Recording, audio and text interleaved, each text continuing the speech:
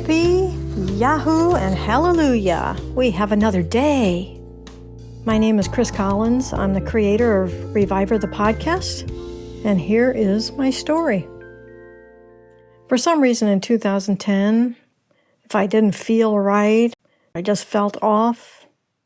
But in the bathtub, I saw that there were little red spots all over my feet and legs. And I was wondering, what is that?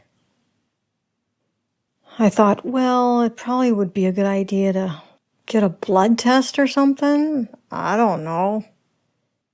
There was places that you could go and just walk in if you were going to get hired for a job and get urine tested or blood tested or something like that. I have no idea. You know, I was out of touch. I was over 50, for gosh sakes.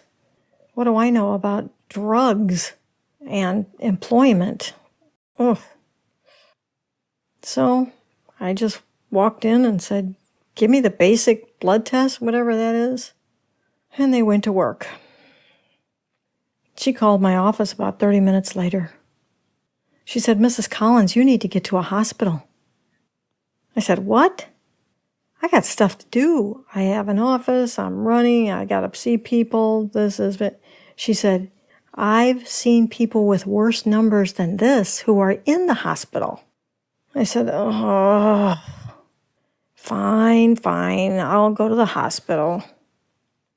And at this point, you know, you might think that I was getting a little nervous about the whole situation.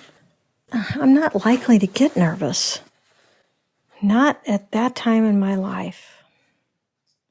Yes, I'm already weird, but little stuff bugs me much more than big stuff. Big stuff, it doesn't really bother me. I'm just a strange bird.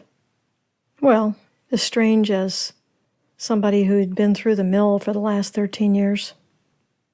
When I arrived, the doc said, well, we need to do a bone marrow biopsy. And I thought, first of all, that doesn't sound good. And secondly, where do you do that? And thirdly, can I turn around and go back out? Because already this is getting way too complex. I have to go home and do research to find out what you're talking about. But they seemed to think it was important, and I was in a daze of what the hell is going on? And while I was waiting, I said, can you just turn down the lights? Just make it darker in here a little? And he said, sure, but I got to start you on a packet of blood because you need some. I'm like, yeah, right. I need some blood? Makes no sense. Okay, I said, whatever you want. And for the first time in my life, I had blood going in me from somebody. Maybe it was a sweet grandma. Maybe it was a drug addict. You never know. It was going into me. And the room was kind of dark, and I thought, oh, great, I wonder what my husband will think about all this, because I don't understand anything. We'd been through major difficulties in our life with the family for the last 13 years. I'll explain that later. But I didn't want him to be afraid and worried, and I was fairly tired, and the blood was cold. You know, they have to freeze it, and then they have to thaw it. And they don't put it in an oven or microwave. It has to thaw normally. It's cold. So I was probably loopy by this time, and they put a couple blankets on me. And I just did what I normally do when big problems arise. I just lay back and waited. For what? I had no idea. But I knew something was happening, and it wasn't something everybody did on a regular basis. The only thing I had to do was wait. Well, until somebody in the ward started coughing. How annoying. I was trying to rest.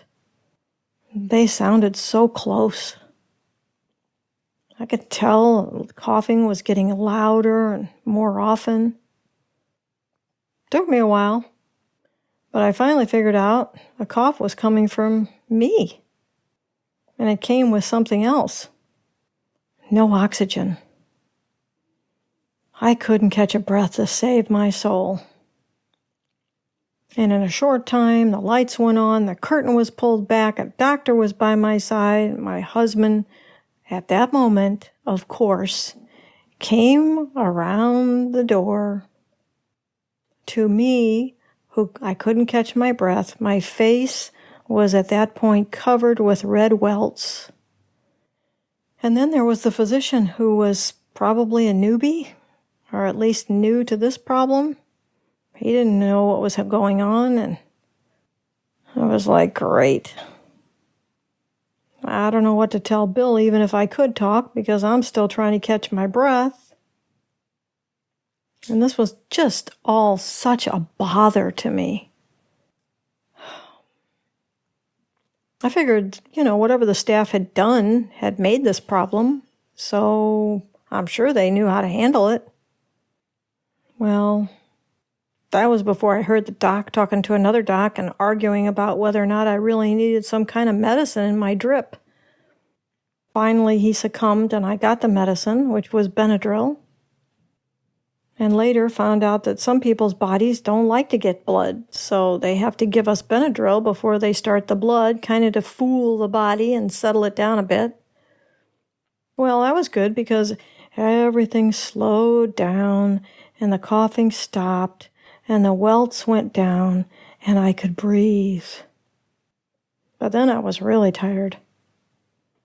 In any case, they brought another packet of blood and continued the process. I think I got 3 to 4 packets that day and night.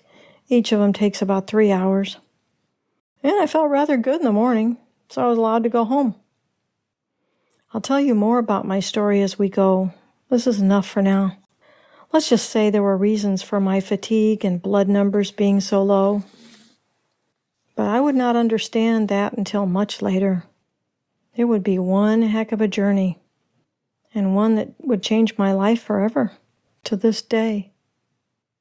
I wouldn't have wished this journey on anyone else, but I am very blessed that it happened to me. One breath, one step. Let's talk next time.